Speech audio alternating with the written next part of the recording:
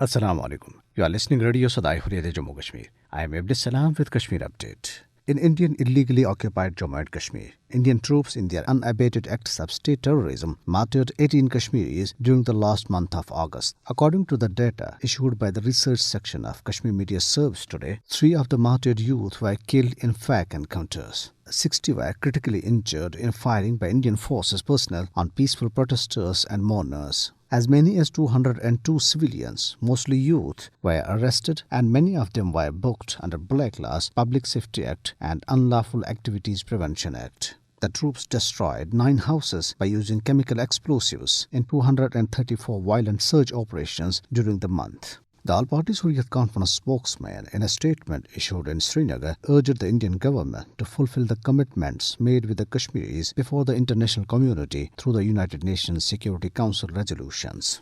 The spokesman maintained that many historical documentations, including Freedom at Midnight, Danger in Kashmir, and autobiographies of Gandhi and Nehru, have recognized the hard fact that the people of Kashmir have every right to decide their political future through a free and fair plebiscite.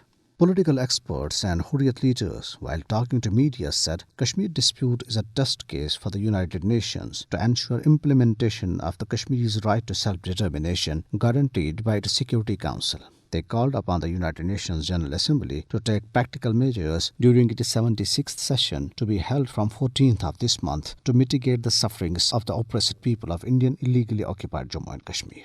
Jammu and Kashmir Pir Panjal Peace Foundation Chairman Muhammad Hanif Khalis, in a statement in Jammu, and Jammu and Kashmir Students' Youth Forum through posters, warned the Indian government against pursuing its expansionist agenda. A vehicle of pro-India Jammu and Kashmir Apni Party leader Jilani Kumar was torched by some unknown persons in Habbakadar area of Srinagar. In India, a 13-year-old Dalit girl was raped and killed at Goregaon in Haryana by an upper caste Hindu. Earlier, a 9-year-old Dalit girl was also raped and killed in Delhi's Kant area last month.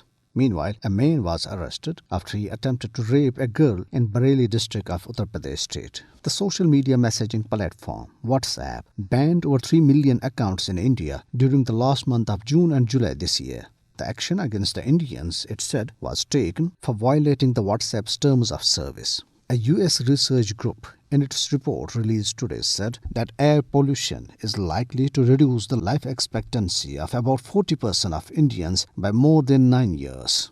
Giving a shut-up call to Western and particularly Indian media to refrain from vicious propaganda campaign, Afghanistan's new regime has once again expressed disposition to forget India's wicked role in Afghanistan and have a new chapter of relationship based on mutual respect.